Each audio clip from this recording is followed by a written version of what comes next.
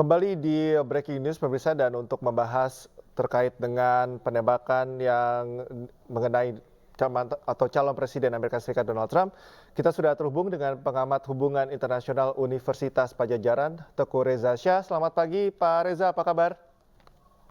Selamat pagi, salam dari Unpad di Bandung. Ya Pak Reza, tentunya apa yang terjadi di Amerika tentu menjadi sorotan juga di dunia internasional. Apa kira-kira dampak yang signifikan dari adanya insiden seperti ini? Wah, dampaknya global ini, karena Oke. Amerika Serikat adalah negara kunci di dunia. Mhm. Mau tidak mau, semua pembangunan dunia akan berhubungan dengan Amerika Serikat. Mau tidak mau, semua rencana Mhm. kebijakan politik, pertahanan, keamanan, ekonomi akan berhubungan dengan Amerika Serikat. Mhm. Mau tidak mau, banyak kebijakan negara yang saat ini sedang pemilu, sedang pilpres, juga akan tergantung hasilnya daripada apa yang akan Amerika bilang.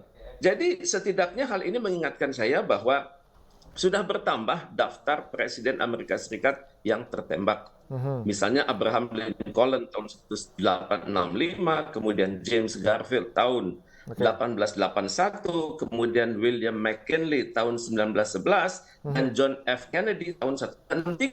Jadi ternyata hal ini mengingatkan dunia begitu bahwa para pemimpin mereka itu harus dijaga secara sangat serius Mhm. karena banyak sekali resiko atas diri mereka. Tapi kalau kita perhatikan perhatian seluruh pemerintah di dunia.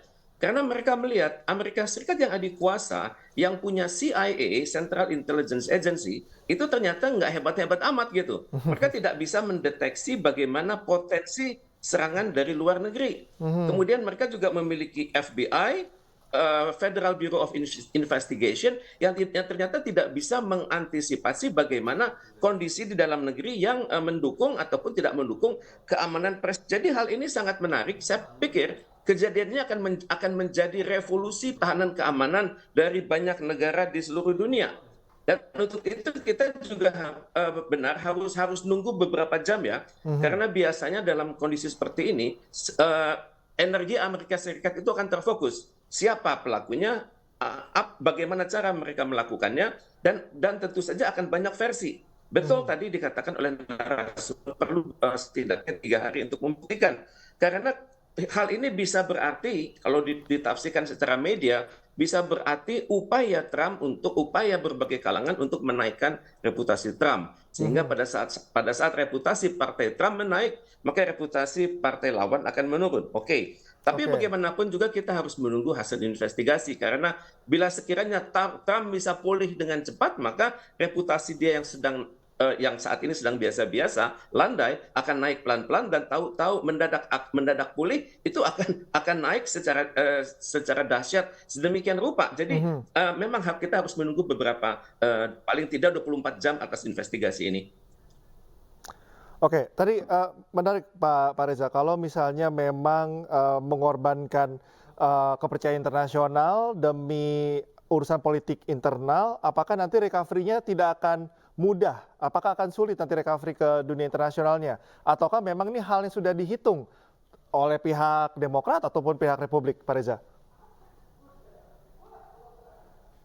Saya pikir semua parpol yang ada di Amerika Serikat ini sudah punya kalkulasi ya. Mhm. Kalkulasi emergensi, kalkulasi normal, dan kalkulasi kalau Oke. reputasi presidennya sedang turun. Jadi mereka banyak sekali variabel. Misalnya variabel public opinion, kemudian variabel pemerintah Amerika Serikat saat ini. Kemudian Oke. ketiga adalah variabel dari kualitas diri. Mhm. Keempat adalah variabel dari opini internasional atas kepemimpinan mereka. Mhm.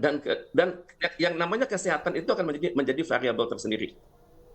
Oke, kalau kita misalnya berbicara, katakanlah ini ada suatu aksi dari pembenci Trump misalnya. Apa dari kebijakan-kebijakan dari Donald Trump yang sekiranya ini paling katakanlah dibenci oleh orang yang tidak mendukung dia? Trump itu termasuk sangat kritis terhadap immigration. Satu. Oke. Kemudian Trump itu sangat kritis terhadap ekspor dari Cina yang selama ini Oke. dianggapnya terlalu lunak pemerintah Amerika Serikat. Ketiga, Trump itu Hmm. dikritik juga oleh berbagai kalangan industri karena dianggap mereka sangat lunak dalam bernegosiasi dengan China. Oke. Kemudian Trump juga banyak dikritik oleh kalangan lingkungan hidup yang berpikir bahwa sekaranglah saatnya untuk mengembalikan reputasi Amerika Serikat. Amerika Serikat memiliki potensi untuk menandatangani berbagai perjanjian internasional yang tertunda oleh Amerika Serikat. Hmm. Kemudian Trump juga dikritik oleh kalangan luar negeri sendiri Mhm. karena membingungkan para sekutu-sekutunya, misalnya negara-negara seperti blok Barat yang memiliki persekutuan militer di Amerika Serikat sering ragu-ragu apakah mereka akan melanjutkan kebijakan yang dibuat oleh presiden saat ini atau mereka harus menunggu transisi kalau Trump yang naik dan bagaimana kalau Trump itu naik mendadak dan memerintahkan penjadwalan ulang atas berbagai perjanjian-perjanjian internasional dan berbagai komitmen internasional. Jadi kalau Mhm. kita berhubungan dengan kalangan-kalangan bisnis di luar negeri, di luar Amerika Serikat, mereka tidak ya, mereka bingung, belum tahu Trump akan berbuat apa. Kalau kita berhubungan dengan kalangan-kalangan pemerintah dan kalangan-kalangan pemerintah dan think tank di luar negeri, mereka juga punya pendapat yang sama. Mereka tidak yakin apa yang akan dilakukan oleh Trump dalam jangka pendek, menengah, dan panjang. Jadi biarkanlah FBI dan CIA mensortir semua informasi karena Hmm. bagaimanapun juga ini menunjukkan bahwa ternyata CIA dan FBI tersebut seringkali tidak bisa bekerja sama. Misalnya kita lihat sebelumnya pada saat peledakan gedung World Trade Center Oke. dengan tragedi 9/11 ternyata tidak ada koordinasi antara CIA dan FBI. Jadi Mhm. hal ini mengingatkan dunia bahwa oke, kita ambil pelajaran dari Amerika Serikat. Mari sekarang masing-masing kita mengurus keamanan dalam negeri masing-masing lebih dahsyat sehingga para pemimpin kami bisa kami lindungi dengan sangat dahsyat. Misalnya kita lihat Mhm. 40 tahun silam Presiden Anwar Sadat itu kan ditembak dalam sebuah defile militer kan. Iya. Dan sejak itu dunia langsung melakukan reorganisasi dalam institusi keamanan nasional mereka. Mhm. Pas Pampres pada diganti, kepala kepolisian diganti, kemudian Mhm. kepala angkatan darat itu banyak diganti di seluruh dunia. Dan kita akan lihat hal ini akan juga terjadi di banyak negara di dunia. Kalau memang ada campur tangan eksternal begitu ya, yang tidak senang begitu dengan beberapa kebijakan Trump atau gaya kepemimpinan Trump, apakah memang ada kemungkinan besar ini keterlibatannya eksternal tapi dalam tanda petik non-state actor begitu? Secara teori hal ini dimungkinkan ya, Hmm. karena secara teori ya, walaupun sangat sulit ya, karena saat ini Oke. siapapun kita yang punya interest dan Amerika Serikat, misalnya dalam web kita, di Mhm. dalam email kita, dalam web kita, dalam Facebook maupun Instagram, memasukkan kata kunci Amerika Serikat, misalnya kita lihat Amerika Serikat, Mhm. Washington Mhm. DC atau USA trip gitu ya, itu Mhm. itu pihak Amerika Serikat akan tahu gitu siapa yang menggunakan Oke. komputer tersebut, siapa dia dan juga di mana orang itu berada sekarang gitu. Hmm. Jadi kalau kita menggunakan kata kunci yang sembarangan Amerika Serikat langsung tahu. Kita lihat Oke. misalnya, ya mereka langsung tahu. Jadi sangat sulit dari pihak luar untuk ke dalam. Tapi Hmm. hal ini dimungkinkan juga kalau misalnya pihak-pihak luar itu menyiapkan sel-sel intelijen yang hidup mati. Hidup mati itu misalnya ada yang standby, kemudian Mhm. ada yang dormant yang tidur, tapi mendadak bisa dihidupkan. Ini mungkin saja terjadi. Biarlah CIA dan FBI ini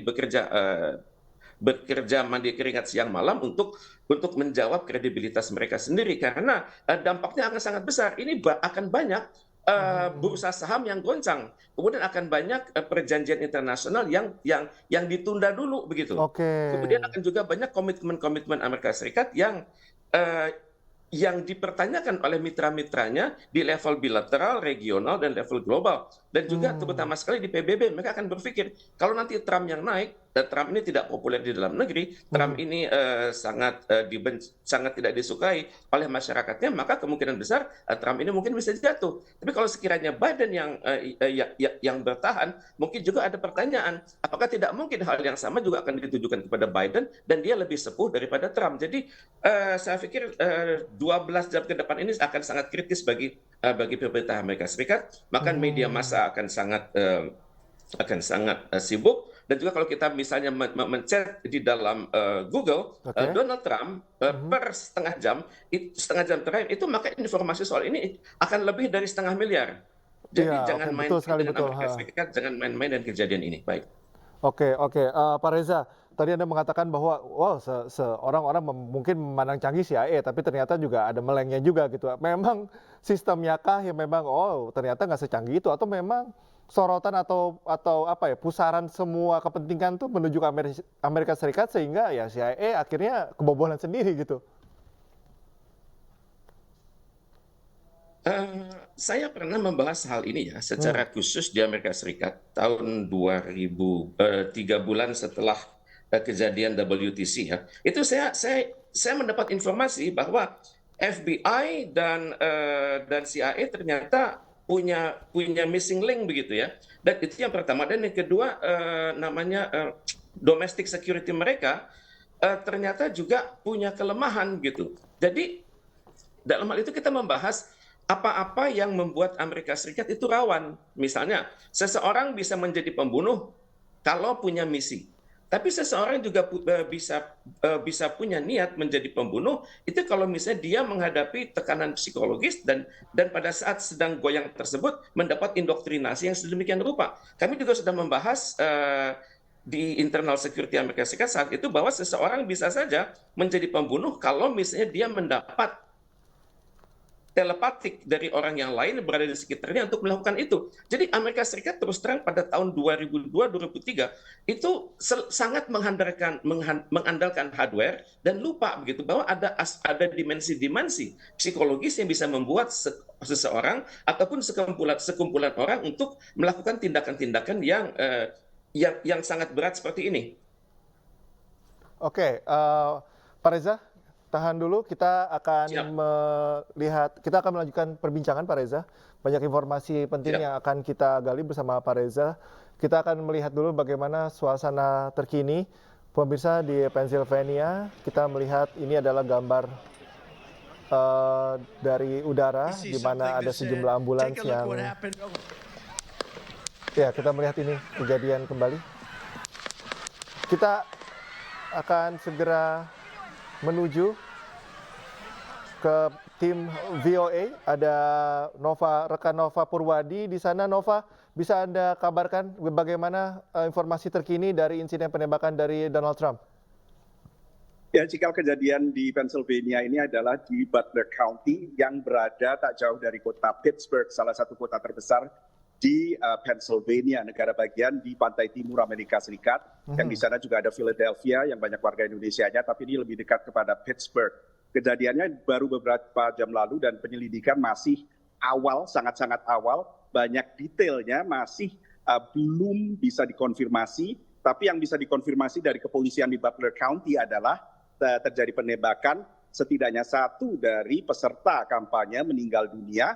Lalu juga satu lagi orang yang diduga sebagai penembak akhirnya juga meninggal dunia. Ada 2 korban ini.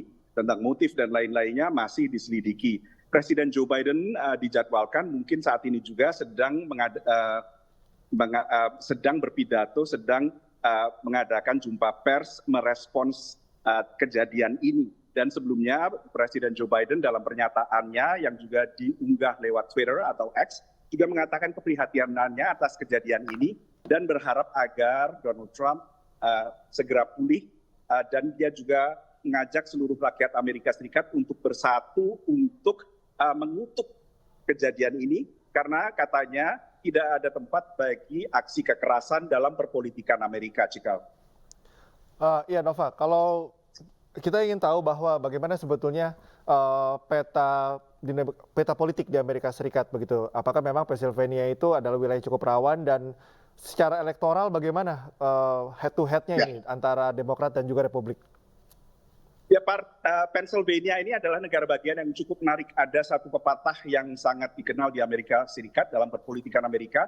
Jalan menuju 1600 Pennsylvania Avenue atau 1600 Pennsylvania Avenue yang merupakan alamat dari Gedung Putih atau White House. Ada pepatah bahwa jalan menuju Pennsylvania Avenue harus melalui dulu Pennsylvania. Ini karena memang Pennsylvania adalah biasanya negara bagian penentu. Dan Pennsylvania ini merupakan negara bagian yang disebut sebagai battleground state atau negara bagian yang selalu diperebutkan dan kebetulan juga disebut sebagai swing state, yaitu bisa mengayun ke salah satu partai Republik, partai Donald Trump, atau partai Demokrat, partai Presiden Joe Biden. Karena swing state inilah ini selalu diperebutkan setiap tahunnya. Sehingga kurang lebih negara bagian ini selalu menjadi tempat kampanye seru karena masing-masing capres ingin agar undecided voter, terutama pada saat-saat terakhir sebelum pelaksanaan pilpres, mereka bisa menentukan pilihan dengan menyaksikan sendiri calon presiden mereka datang ke negara bagian ini. Nah, Anda bisa lihat di sini juga pernyataan dari Joe Biden dan mengenai profil dari pemilih di negara bagian Pennsylvania ini sendiri. Joe Biden sebetulnya adalah seorang putra daerah dari Pennsylvania ini, karena ia lahir di Scranton, Pennsylvania, meski akhirnya ia tinggal bermukim di Delaware dan kini lebih identik dengan Delaware. Tapi Pennsylvania ini memang selama bertahun-tahun, selama beberapa siklus pemilu Amerika, selalu mendukung Partai Demokrat, Partai Presiden Joe Biden. Karena itu saat 2016, saat partai ini kemudian beralih mendukung Donald Trump, banyak tokoh Partai Demokrat, mereka terkejut karena merasa bahwa Pennsylvania tadinya sudah aman di kantong mereka begitu. Sehingga begitulah profil dari pemilih di negara bagian ini. Ada yang tidak suka dengan Trump, tapi ada juga yang suka dengan Trump. Lalu bila dipilah-pilah berdasarkan demografis, misalnya perkotaan, mereka cenderung ke Partai Demokrat. Pittsburgh, Philadelphia, mereka cenderung memilih Partai Demokrat. Lalu bila ke daerah-daerah pedesaan, banyak yang mendukung Donald Trump, begitu. Jadi begitulah Pennsylvania ini, sehingga begitu pentingnya dan begitu diperebutkannya, sehingga disebutkan bahwa the road to 1600 Pennsylvania Avenue harus melalui dulu ke Pennsylvania, Cikal. Oke, Nova, karena ini memang Trump sebagai penantang dan Trump yang saat ini sedang disorot, begitu, apa kebijakan mungkin atau sosok kita bisa bilang personal Trump yang mungkin masih dikhawatirkan atau belum bisa diterima oleh sebagian masyarakat Amerika di sana? Ya, masyarakat Amerika memang saat ini terbagi dua dan ini telah terjadi beberapa tahun terakhir ini. Kondisinya mungkin mirip dengan Indonesia, terutama saat dua pemilihan presiden sebelumnya, jadi orang terbagi ke dua kubu begitu. Dan begitu pula masyarakat Amerika Serikat. Bila dilihat masih ada semacam 50-50 antara mereka yang mendukung Donald Trump dan mereka yang mendukung Joe Biden. Setiap survei yang digelar selalu menunjukkan sentimen partisan mewarnai sikap mereka terhadap agenda atau platform kampanye masing-masing capres. Misalnya, sebagian besar dari pendukung Partai Demokrat setuju atau mendukung arah kebijakan ekonomi Presiden Biden, demikian. Lalu sebaliknya mereka menolak apa yang diwacanakan oleh Donald Trump. Tapi sebaliknya, mayoritas dari pemilih Partai Republik mereka menolak atau merasa bahwa Amerika Serikat perekonomiannya berada dalam jalur yang kurang benar, sehingga mereka inginkan perubahan semacam itu. Termasuk diantaranya survei Pew terakhir pada Juni menunjukkan sentimen partisan masih kental dan kuat mewarnai opini dari warga Amerika Serikat menyikapi pemilihan ini. Dan menariknya memang ini pemilu yang sangat lumayan unik karena bukan saja terjadi tarung ulang atau rematch antara Joe Biden melawan Donald Trump, tapi ini juga mereka berbalik posisi saat ini. Di saat Donald Trump itu adalah petahana pada 2020, saat ini posisi petahana ada pada Joe Biden. Sehingga ada dinamika yang baru, tapi juga ini masih menjadi semacam rematch dan tentunya membuat dan juga terjadi di tengah polarisasi yang masih sangat tajam di antara rakyat Amerika. Baik, rekan Nova Purwadi, terima kasih atas informasinya. Selamat bertugas kembali. Dan pemirsa, kita masih melanjutkan bagaimana perkembangan terkini terkait pasca tertembaknya Donald Trump. Dan kita mencoba untuk kembali menghubungi Teguh Reza Syah. Pak Reza masih bersama kami?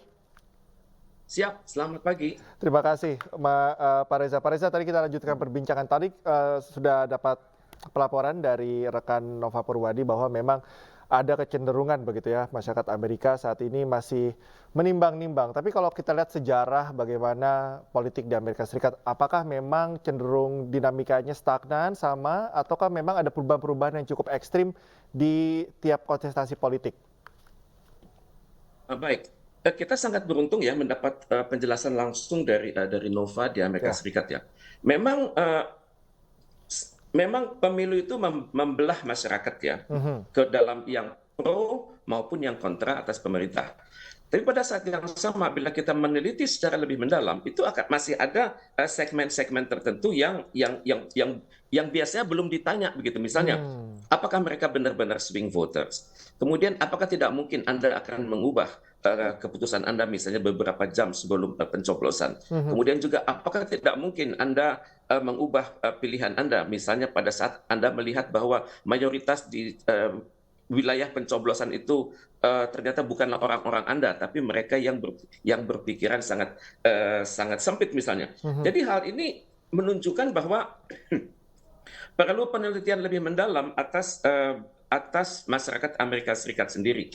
Kemudian juga kita melihat pada saat yang sama ya, apakah opinion poll yang selama ini dibuat oleh berbagai media itu sama Hmm. dengan opinion poll yang dibuat oleh masing-masing parpol. Oke. Kemudian pada saat yang sama, apakah masing-masing parpol itu memiliki data yang benar Mhm. atau yakni data yang real count dari keadaan saat ini. Mhm. Misalnya keadaan yang terjadi saat ini kan mengingatkan saya pada kondisi John F. Kennedy kan, Ya. di mana beliau terbunuh tahun 1963. Mhm.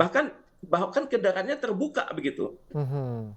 Dan saat ini pun kita melihat bahwa Trump tidak keluar dari ambulans. Ini kan menunjukkan bahwa sebenarnya rasa percaya diri kalangan intelijen Amerika Serikat atas FBI itu sangat besar. Jadi hal Hmm. ini yang akan membuat dunia itu berpikir begitu. Apakah Amerika Serikat saat ini sangat percaya diri? Satu, atau apakah Amerika Serikat bisa mengelola keamanan nasionalnya secara tersendiri? Karena saya perhatikan saat ini itu ada 17 rimba raya intelijen di Amerika Serikat begitu, yang semuanya Hmm. berada di darat, di laut, di udara, dan di ruang angkasa. Kalau saya baca satu persatu itu sangat panjang, dan ini tentunya akan mengingatkan dunia bahwa janganlah memiliki lembaga intelijen yang saling tumpang tindih, dan kita belajar untuk melakukan streamlining ataupun penyederhanaan, kemudian lebih akurasi dalam koordinasi, integrasi, sinkronisasi, dan Hmm. simplifikasi dari lembaga intelijen yang ada di seluruh dunia.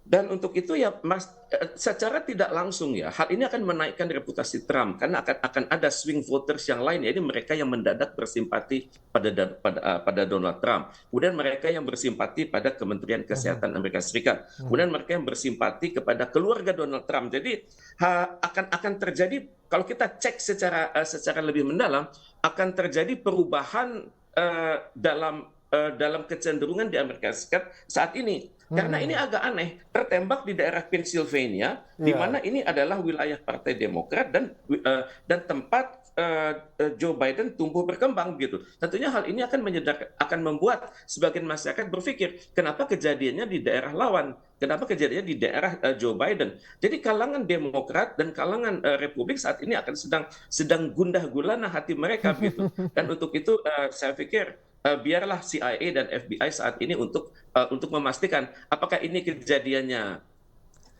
by design atau ini Oke. kejadiannya karena alamiah atau hal ini adalah suatu kecelakaan. Biarlah mereka menebak-nebak. Jadi dalam list saya ini ada 17 lembaga intel Amerika Serikat, mulai dari Air Force Intelligence, Army Intelligence, Hmm. Central Intelligence Agency, Coast Guard Intelligence, Defense Intelligence Agency, Mhm. Department of Energy, Department of Homeland Security, Department of State, Department of Treasury, Drug Enforcement Intelligence, Federal Bureau of Investigations, Mhm. Marine Corps Intelligence, National Geospatial Intelligence Spesial. Agency, National Reconnaissance Office, National Security Agency, Navy Intelligence, dan juga Space Force Intelligence. Semua 17. Yang paling kita dengar saat ini hanyalah CIA dan CIA. FBI. Nah, apakah memang apa ya, akrobat politik lah katakan seperti itu dengan keadaan seperti ini? Ini perubahannya akan seperti roller coaster kah, sebegitu ekstrimnya Pak Reza, atau masih tipis-tipis sebetulnya? Saya tidak memiliki data real time saat ini bagaimana opini publik Amerika Serikat ya. Mhm. Tapi Mhm. bagaimanapun juga ya, keadaan yang darurat seperti ini akan berdampak luar biasa secara psikologis, terutama sekali bagi pemilih pertama, terutama sekali pada swing voters dan tidak pada masyarakat yang sudah dewasa. Masyarakat yang sudah Hmm. dewasa yang umurnya sekitar 50-an ke atas itu sudah tahu gitu bahwa di masa lalu ada pembunuhan atas John F. Kennedy yang sampai sekarang sedang diselesaikan oleh Warren Commission dan ujung-ujungnya di hasil dari Warren Commission tidak tegas. Kemudian mereka juga melihat generasi yang lebih umur 50-an itu melihat juga di masa lalu ada Abraham Lincoln yang terbunuh pada saat sedang nonton teater. Kemudian mereka juga melihat ada James Garfield, kemudian William McKinley. Kemudian mereka yang sudah dewasa juga akan tahu bahwa di masa lalu sudah terjadi hal-hal yang mencurigakan apakah ini pembunuhan atau bukan. Misalnya atas diri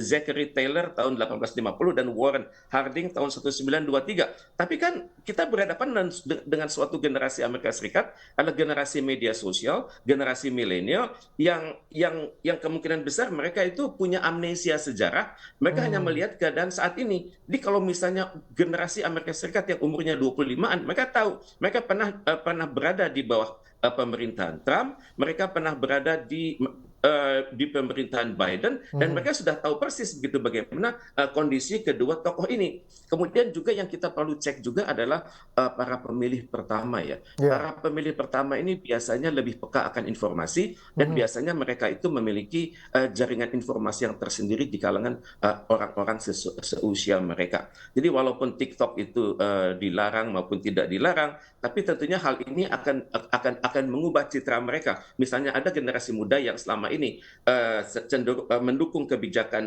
penggunaan senjata di dalam negeri, mungkin akan lebih hati-hati. Kemudian juga berbagai pihak yang selama ini berpikir bahwa pengendalian atau crowd control itu sudah bagus, ternyata akan perlu dipertanyakan lagi. Jadi saat ini keadaan sedang cair. Dan kalau keadaan sedang cair ini, siapa yang akan bisa memanipulasi massa? Secara media hal ini bisa dilakukan. Media kontrol itu bisa dilakukan. Jadi kita akan lihat bagaimana media yang berada di bawah Partai Republik itu akan memanfaatkan situasi ini untuk memenangkan calon mereka, dan juga media yang berafiliasi dengan Partai Demokrat akan mencoba untuk menaikkan rating pemimpin mereka. Jadi hal ini ada hal-hal yang bagi negara-negara sedang berkembang ini mengejutkan, tapi bagi Amerika Serikat ini adalah hal biasa, dan mereka terbiasa mengalami hal-hal yang luar biasa, dan saya yakin mereka akan mungkin dalam waktu 3-4 jam ini akan ada suatu jawaban sementara. Dan untuk itu ya konsentrasi dunia sekarang, terutama sekali konsentrasi kalangan Amerika Serikat akan menuju rumah sakit mana, kemudian bagaimana kondisi kesehatannya, bagaimana wawancara dengan dokter. Tentu hal ini bagaimanapun juga akan menaikkan reputasi Trump di kalangan para pemilih Amerika Serikat. Kalau kita melihat dari sejarah Pak Reza, Presiden Amerika Serikat yang terbunuh, memang Trump tidak, tapi setidaknya kita hampir mirip-mirip keadaannya secara tidak langsung. Katakanlah Lincoln, karena punya suatu kebijakan yang cukup progresif pada saat itu mengenai perbudakan. Kemudian John F. Kennedy juga dengan berbagai kebijakan progresifnya. Apakah memang kecenderungan itu yang melatar belakangi apa yang Trump, kebijakan progresif Trump yang sampai ada tindakan-tindakan yang seperti ini, Pak Reza? Saya tidak berani menduga-duga ya, tapi secara teori hal ini dimungkinkan ya, bahwa suatu rencana kebijakan dari seorang presiden itu berpotensi mengubah kekuatan politik di dalam negeri. Misalnya begini, seringkali calon-calon pemimpin dari negara-negara ASEAN itu kan mendapat undangan untuk berkunjung ke luar negeri kan, dan di luar negeri itu mereka diminta untuk memaparkan rencana kerja mereka dan juga hal-hal yang abstrak, dan tentunya ada juga materi-materi yang tidak boleh keluar kan. Dan karena kalangan-kalangan politisi di luar negeri, kalangan kritis di luar negeri, kalangan media massa, kalangan bisnis itu menghendaki kepastian begitu. Terutama sekali kalangan bisnis, mereka tidak mau naiknya seseorang akan mengubah betapa nyamannya mereka saat ini. Di pada saat yang sama, lawan dari kalangan bisnis itu akan juga berpikir, apakah ada potensi dibuat janji-janji awal dari seorang calon presiden ini, sehingga begitu saat dia naik akan ada draft-draft kebijakan yang dibuat berdasarkan versi kami yang selama ini terpinggirkan. Untuk Amerika Serikat, memang sektor perbudakan itu sangat menggoncangkan, tapi kalau saat ini pro dan anti China itu sangat besar. Kalau Oke. misalnya kita berkunjung ke negara-negara Asia Timur, Hmm. para pemimpin di sana juga masih bingung. Para pemimpin oposisi, bahkan level-level eselon 3 dari partai politik juga nggak yakin begitu. Kalau Trump ini Oke. naik, bagaimana hubungan AS-China? Kemudian itu akan Hmm. berdampak bagaimana hubungannya AS dengan Taiwan. Mhm. Kemudian mereka juga banyak melakukan simulasi intelektual. Bahkan di Oke. kalangan Amerika Serikat sendiri, dalam berbagai poster itu ada dalam berbagai poster yang Donald Trump adalah figur sentral itu kan dikatakan this is a demo test matter. Please replace this text matter with your original text matter. Jadi diperkenankan masyarakat Amerika Serikat itu menulis versi mereka untuk pemilu di lingkungan mereka sendiri, untuk kampanye di lingkungan mereka sendiri. Jadi terus terang ya, semua orang di Amerika Serikat ingin ya terkenal akan statement Donald Trump, make America great again. Cuman untuk menjadi great again itu kan masing-masing orang punya versi, Iya. masing-masing unsur Persepsi ya. parpol juga punya versi. Jadi hal ini memungkinkan orang berimprovisasi. Oke. Apakah tema kampanye seperti ini menguntungkan Donald Trump? Kita nggak tahu. Maka kemudian juga pada saat yang sama, tentunya kalangan intelijen berpikir di Amerika Serikat, adakah keterlibatan luar negeri? Ya kalau diperhatikan potensi keterlibatannya sangat besar. Karena kita lihat dalam 6 bulan terakhir masuk ke Amerika Serikat makin sulit, di mana mereka yang sudah pernah berkunjung ke sana pun seringkali diwawancarai lebih lama di kedutaan besar Amerika Serikat. Jadi kemudian yang saya pikirkan sekarang akan ada operasi intelligence yang luar biasa dalam negeri Amerika Serikat untuk mendata siapa yang akan pulang, siapa yang akan datang, kemudian siapa yang pindah alamat, kemudian siapa yang menunjukkan ketertarikan mendadak pada urusan pemilu Amerika Serikat, dan tentunya hal ini akan menjadi pekerjaan yang sangat besar dan sangat rumit dari pemerintah Amerika Serikat sendiri. Melihat sedikit ada celah kelemahan dari pengawalan Amerika Serikat, CIA misalnya, intelijen, negara dalam tanda petik, Pak Reza, negara musuh, melihat ini ada suatu peluang atau tidak? Walaupun tadi kita sudah melihat Biden sudah mengeluarkan tweet ya mengenai insiden ini. Saya nggak berani menyebut ya. Tapi kalau kita merunut kepada statement-statement Amerika Serikat saat ini, terutama sekali dikeluarkan oleh White House, biasanya mereka menyebut 2 buah negara ya. Tapi tentunya akan sangat sumir kan. Tentunya kedua negara tersebut akan menolak kalau mereka dijadikan tertuduh. Karena bagaimanapun perlu scientific investigation. Misalnya kalau kita lihat dokumen-dokumen strategis Amerika Serikat, itu negara pertama yang disudutkan itu adalah Republik Rakyat Cina. Negara kedua adalah Rusia. Tapi tentunya saya pikir dalam waktu 1-2 menit itu pemerintahan di Beijing dan di Moskow akan mengatakan bersimpati dengan apa yang sedang saat ini terjadi, dan mereka akan bersama masyarakat Amerika Serikat dan menghendaki penyelesaian dari masalah ini sehingga tidak membuat dunia terombang-ambing. Tapi tentunya hal ini akan keadaan ini akan memungkinkan berbagai pihak untuk menunjuk bahwa luar negeri berkepentingan. Tapi kalau saya melihat sangat sulit pihak luar negeri juga untuk terlibat dalam soal ini. Karena begitu seseorang datang dari luar negeri ke Amerika Serikat, maka mereka akan menjalani berbagai pertanyaan dari dinas imigrasi, kemudian tanpa sadar mereka akan diikuti oleh dinas intelijen Amerika Serikat, sehingga begitu keluar dari bandara manapun di Amerika Serikat sampai ke tempat orang itu tidur untuk pertama kalinya, pihak intelijen Amerika Serikat itu sudah tahu orang ini siapa, orang ini akan berada di mana, dan orang ini sidik jarinya sudah diperiksa di mana-mana gitu. Bahkan bukan hanya sidik jari, retina juga sudah kelihatan.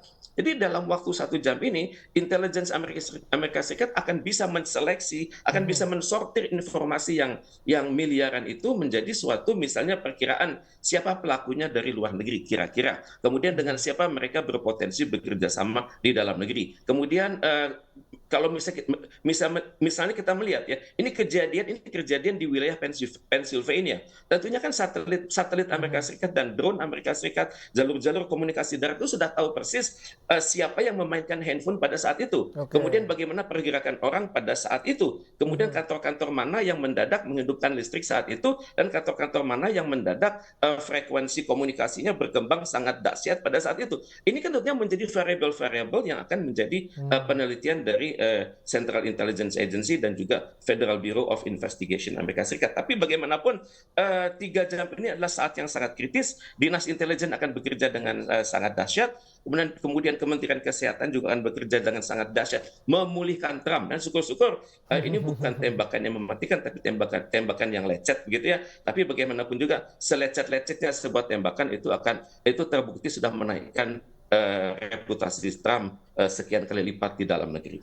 Oke, mungkin terakhir kesimpulan dari Pak Reza, sepertinya bagaimana nanti baik dari pihak Republik maupun apalagi Demokrat ya, yang mungkin bisa jadi dengan kejadian ini akan disudutkan atau tersudut begitu ya secara tidak langsung. Kira-kira apa langkah-langkah yang akan dilakukan terutama untuk memulihkan publik karena menyangkut dengan elektoral juga, Pak Reza?